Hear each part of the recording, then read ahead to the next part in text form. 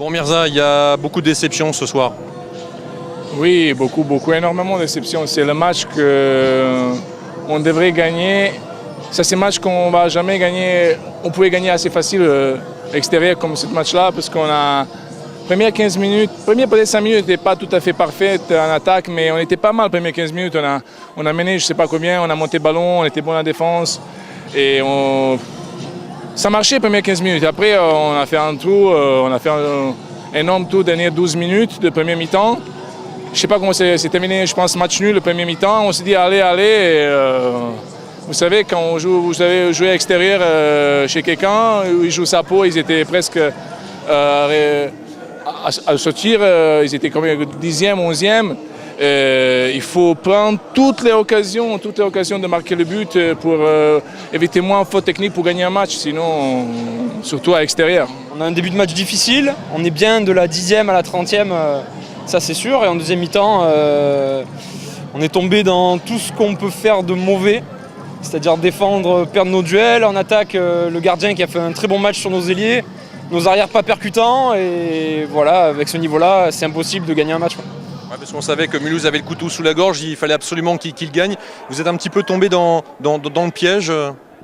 Ouais, le piège, c'est exactement le résumé de ce match. Je pense qu'eux, ils ont joué crâne mal en chance et tout leur a bien réussi. Ils ont eu un gardien, ma foi, plus que très bon ce soir. Et c'est nous surtout qui nous sommes mis à la hauteur de l'événement, c'est-à-dire plutôt un match pour une équipe qui veut sauver sa peau plutôt qu'une équipe qui veut jouer le haut de tableau. Ouais, parce qu'en première période, vous étiez mené, vous êtes bien revenu dans cette partie. Et il vous a manqué quelque chose dans cette seconde période, un petit peu de panache, un petit peu d'agressivité. Il nous a manqué d'écouter surtout les consignes de notre coach, ce qu'on a fait en première mi-temps, c'est-à-dire bien défendre, bien en groupe et monter les ballons. Ce qu'on n'a pas su faire en deuxième mi-temps. Enfin, pas su faire, on en a fait quelques-unes, le gardien fait beaucoup d'arrêts. Mais voilà, ça se paye cash quoi, à ce niveau. On sait qu'en D2, tous les matchs vont être serrés, encore plus les matchs à l'extérieur. Et avec un niveau comme ça, c'est pas possible de ramener 3 points. Bon, c'est pas un coup d'arrêt quand même. C'est pas un coup d'arrêt, mais après la entre guillemets contre-performance contre Saint-Cyr la semaine dernière, il faut vite qu'on redresse la barre et directement contre Angers vendredi. Bon Didier, qu'est-ce qu'il a manqué dans ce match? On fait une première mi-temps intéressante puisqu'on est à 13-13 à la mi-temps, mais déjà on perd quelques combats défensifs où on est sanctionné de 2 minutes, donc on a difficulté à jouer à 5 contre 6. Mais bon, on est quand même convenable puisqu'on arrive à enchaîner du jeu à montée de balle, on respecte le projet de jeu, donc 13-13 à la mi-temps.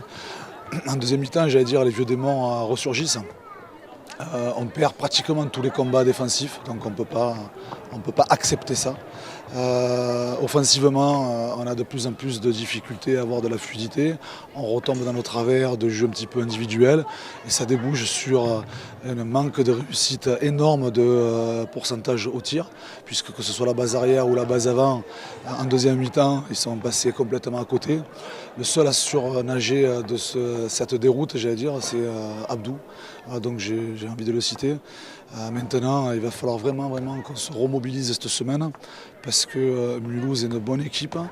Nancy est, je pense, nettement meilleure, sans faire offense à cette équipe de Mulhouse qui s'est bien battue avec le cœur.